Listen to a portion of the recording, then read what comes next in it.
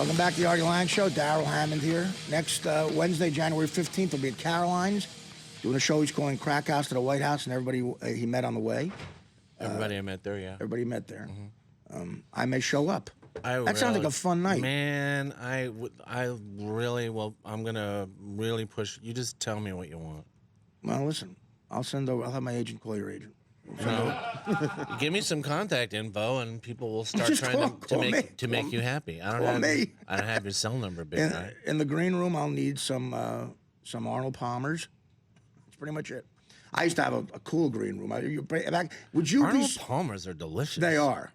That's my new alcohol. Yeah. But would you ask when you were kind of messed up in your rider for the green room? Would you have them packed with booze and stuff like that? No. I used to do that, and it was so embarrassing. Like people I would know would go back there. There's 4 jugs of Jack Daniels. I was, some cheese.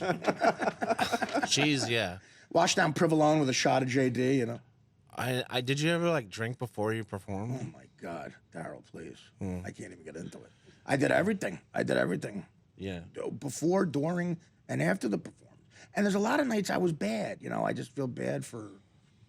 Put it this way: thank God everyone has a picture, a camera on their cell phone now, and not 15 years ago. Because there'd be some sets You know what? I did it one night at the Cellar because I was always afraid. I know that I can't do things when I'm drinking. Was it just booze? Yeah. Right. And it was you're 9, 10, 11 minutes into your set, you're sweating. Yeah.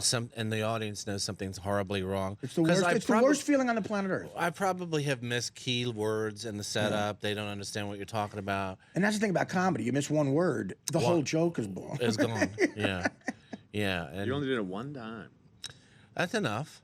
Yeah. It's not like it's not like I'm going to do that at SNL because if someone, you're not going to fly the space shuttle, right? Well, no, I know. That's what I always tell people. We'll get disgusted at that. I'm not fixing the brakes on a plane. I'm going to do an impression of Newt Gingrich. The SNL requires so much concentration to not blow it. Yeah. To me, I'd be terrified to be under the influence. Yeah, and sketches are scary. You get so you got to do so much that's detailed. And but I'll admit there were times though at Mad TV where towards the end I needed Coke to go out. Oh. I wouldn't have got out of my dressing room.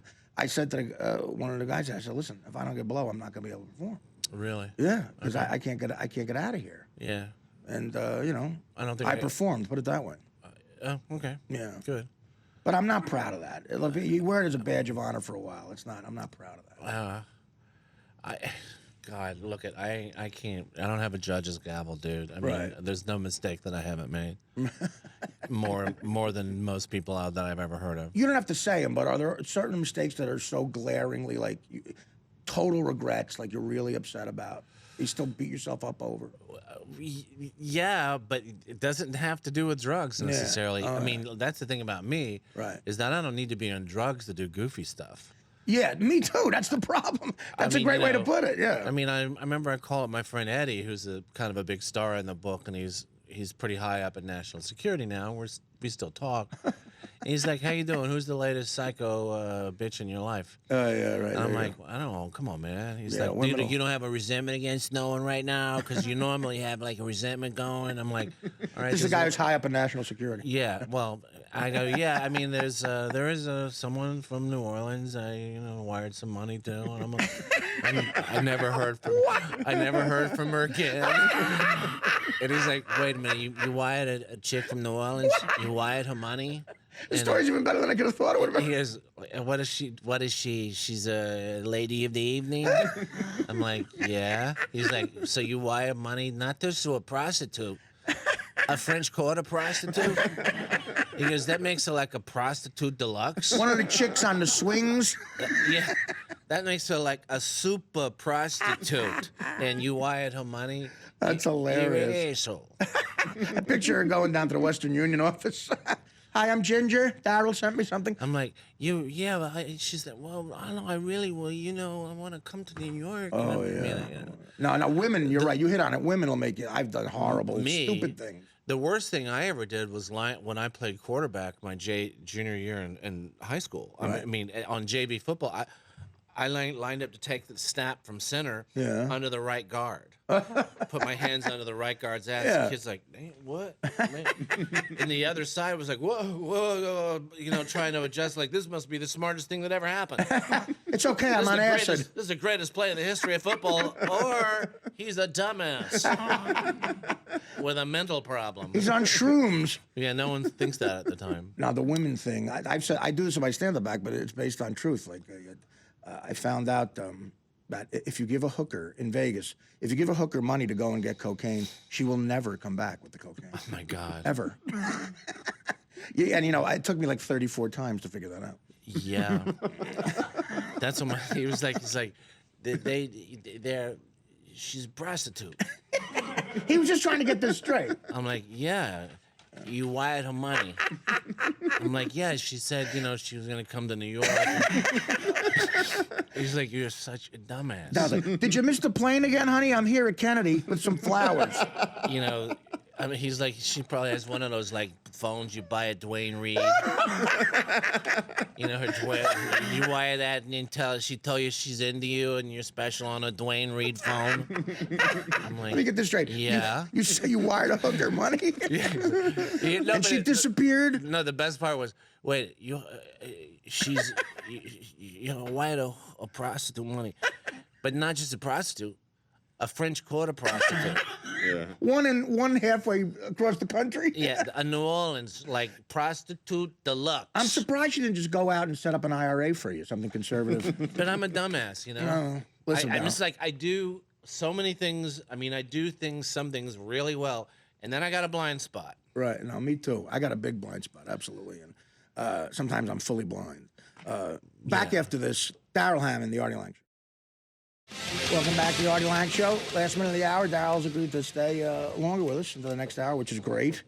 And, you know, you say, do you still do a lot of corporate gigs as well? Because that's the other thing I'm sure you realize. No? Nah, they don't care about me no more. They don't? Not really. Really? No, I mean, I do these speeches, you know. I mean, when I was on TV and I was playing Clinton and Cheney and stuff, you know, or Trump or something, then probably get that. I got quite a few of those. Yeah. But no, not now. Well, I mean, you know, listen. Are you bored with stand-up? Yeah, you are, right? That's what happens after a while. Right? It's not just that I'm bored with stand-up; it's that I can't do a real stand-up act anymore. Right. After SNL, after I became like this impressionist, then that's all people wanted. And they don't shut up; they yell it out. Yeah, it's like I go through Freebird that sometimes too, and it's like I give up. You know, I was a stand-up. I wasn't even doing impressions. Right. You know. No, I know that's what's amazing about you. You never use that as a crutch, which is so amazing. Well, as a comic, I can tell you the biggest compliment you can give a guy is if you could do impressions the way he does impressions, and then not use that as a crutch and stand up. It's unbelievable. How long are the Stones going to last out there? Even the Stones, I know. without satisfaction. Yeah, you're right. You're right. You're not doing any of their hits. They're a cover band now. We're going to do something different tonight. Right. What? No, you're not. Yeah, man, they do it just for the money. You know they're bored at this point. And people are obsessed with Clinton. And, you know, that's after a while, I was like, I don't care anymore. Yeah. You know, I mean, I do it for the money, and I like performing and all that, but I don't care about stand-up because it's not stand-up anymore. It does. It gets boring after a while. It's like, you know, or you get mad. The worst thing I could do is, like, I recently bombed at the Cellar because I got mad at the audience, and I just started saying stuff that I know they would hate. You know, and I'm like, what am I doing? What's the purpose? Why am I here? That just happened to me at Stand Up New York recently. Yeah. Because when the audience knows you hate them, it's the end of the show. No, I know. Like when they know you hate them, that's the end of the night. And you know how they know I hate them is I tell them I hate you. Back after this.